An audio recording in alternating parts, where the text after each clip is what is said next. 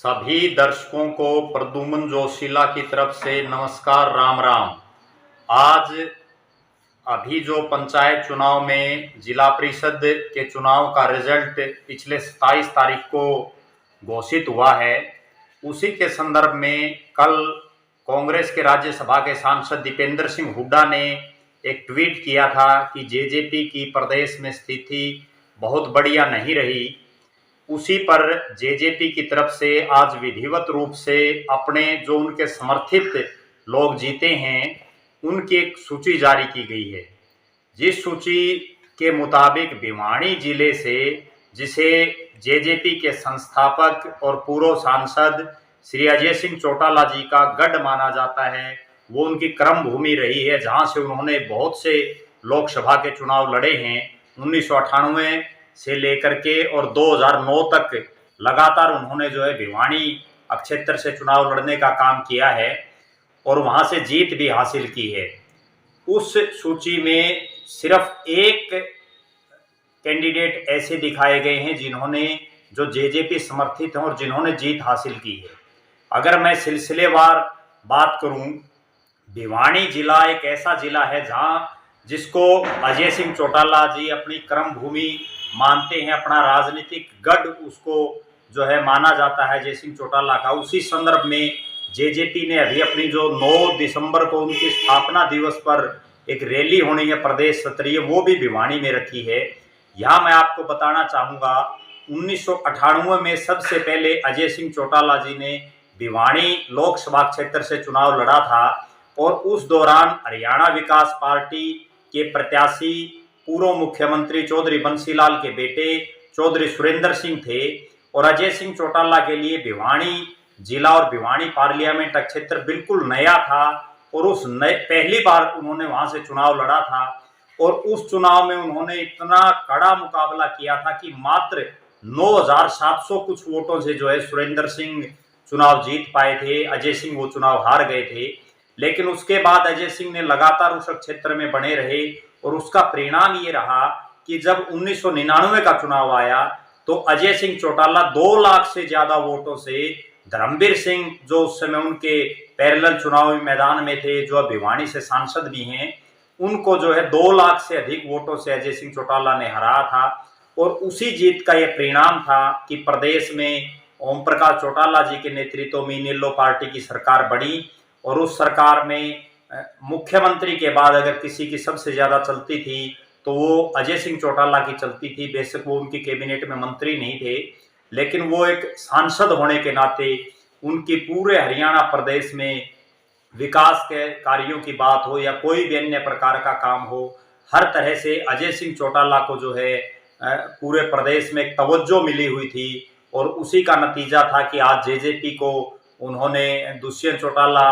और अजय सिंह चौटाला ने दोबारा से इनेलो से निकालने के बाद दुष्यंत चौटाला को जेजेपी को उन्होंने खड़ा किया। उसके बाद अगर हम बात करें 2004 में जब ओम प्रकाश चौटाला जी इस प्रदेश के मुख्यमंत्री थे और मुख्यमंत्री रहते हुए जो है कुलदीप बिश्नोई ने अजय सिंह चौटाला को और बंसीलाल जी के बेटे सुरेंद्र सिंह दोनों को हराया था, लेकिन अजय सिंह चौटाला ने फिर भी यहाँ से हार नहीं मानी और 2009 के लोकसभा चुनाव में उन्होंने फिर से चुनाव लड़ा और कांग्रेस की एक बहुत बड़ी आंधी थी उस चुनाव में। उस आंधी के बावजूद जो है वो 55,000 वोटों से चौधरी बंसीलाल की जो पोत्री हैं श्रुति चौधरी, उनसे वो चुनाव हार गए थे। इसके बाद जो है 2009 में ये भिवानी महेंद्रगढ़ लोकसभा क्षेत्र हो गया था, क्योंकि परिसीमन हो गया था लोकसभा चुनाव से पहले। इसके बाद अजय सिंह चौटाला की जेबीटी के जो मामला था उसमें वो जेल चले गए थे और उसके बाद उन्होंने कोई चुनाव नहीं लड़ा। अगर एक सही मायने से और सही परिप्रेक्ष्य से हम देखें तो सिरसा के बाद भिवानी को ही जो है अजय सिंह चौटाला का गढ़ माना जाता था, उसकी कर्म भूमि माना जाता था। और आज जब हम 2019 में जब जेजेपी का गठन हुआ, उस दौरान जब 2019 का उन्होंने जेजेपी ने चुनाव लड़ा तो भी भिवानी में कोई विधानसभा की सीट जो है भिवानी जिले में जेजेपी के खाते में नहीं आई। और अब अगर हम बात करें जिला परिषद के चुनाव में, जो पूरी तरह से एक अजय सिंह चौटाला जी का गढ़ था। भिवानी में देवीलाल सदन भी स्थापित है, जहां हर बार मीटिंगें होती रहती हैं। निश्चित रूप से हम ये कह सकते हैं कि अजय सिंह चौटाला का भिवानी के लोगों से बड़ा प्यार और लगाव है और लोग भी उनको चाहते हैं इस क्षेत्र के। इसके बावजूद सिर्फ जेजेपी 22 जिला परिषद के वार्डों में, यहाँ टोटल जिला परिषद के वार्ड है, जिसमें सिर्फ एक अमित ओड़ा नंबरदार हैं बड़सी गांव से, वो जेजेपी के युवा के हल्का प्रधान है, हल्का बवानी खेड़ा के, सिर्फ वो जीत हासिल कर पाए हैं। इसके अलावा जेजेपी के बहुत से पदाधिकारी, बहुत से समर्थक चुनाव हार गए हैं, कोई भी नहीं जीत पाया है। अगर मैं मुख्य रूप से बात करूं तो जेजेपी के जो जिला प्रधान हैं विजय सिंह गोठड़ा, वो लोहारू हल्के से संबंध रखते हैं। उनकी पत्नी जिला परिषद का चुनाव बुरी तरह से हार गई हैं, वो चौथे नंबर पर रही हैं। इसके अलावा अगर मैं बात करूं, कृष्ण बजीणा हैं जो तोसाम विधानसभा क्षेत्र से संबंध रखते हैं और जेजेपी के प्रदेश के सचिव हैं, उनकी धर्मपत्नी भी चुनाव हार गई हैं तोसाम जोन से।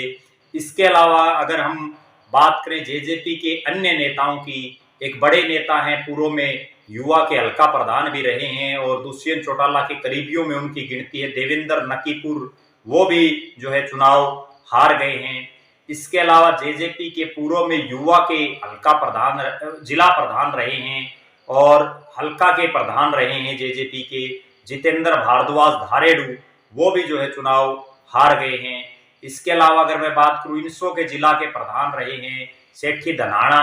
वो भी चुनाव हार गए हैं। इसके अलावा लोहारू हल्के की मैं बात करूं तो जेजेपी के जो नेता हैं दिनेश सियाग सुरपुरा से,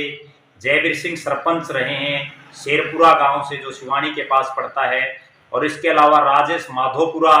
की पत्नी जो है चुनाव में खड़ी थी शिवानी बेल्ट से, ये तीनों जो है चुनाव हार गए हैं। इसके अलावा भवानी खेड़ा की बेल्ट से दीपक शिवाड़ा,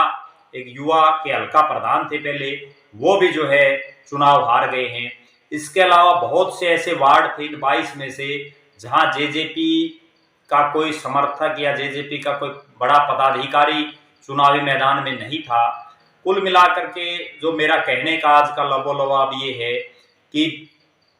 जब एक तरफ तो जेजेपी प्रदेश की सत्ता में हिस्सेदार है, दुष्यंत चौटाला प्रदेश के उप मुख्यमंत्री हैं और 9 तारीख को भिवानी में ही जेजेपी अपना स्थापना दिवस मना रही है, उसके बावजूद भिवानी जिले में जेजेपी की ये हालात है।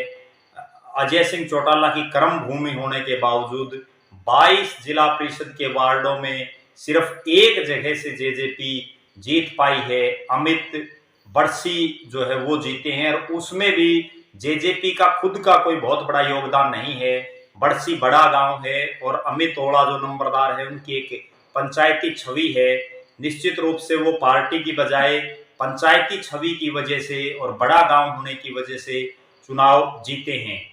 अब चूंकि विधानसभा चुनाव में लगभग 1.25 साल का समय बाकी है और लोकसभा चुनाव में लगभग 1.25 साल बाकी है, ऐसी स्थिति में दुष्यंत चौटाला, अजय सिंह चौटाला और दिग्विजय चौटाला को निश्चित रूप से सोचना होगा कि भिवानी जिला, जहां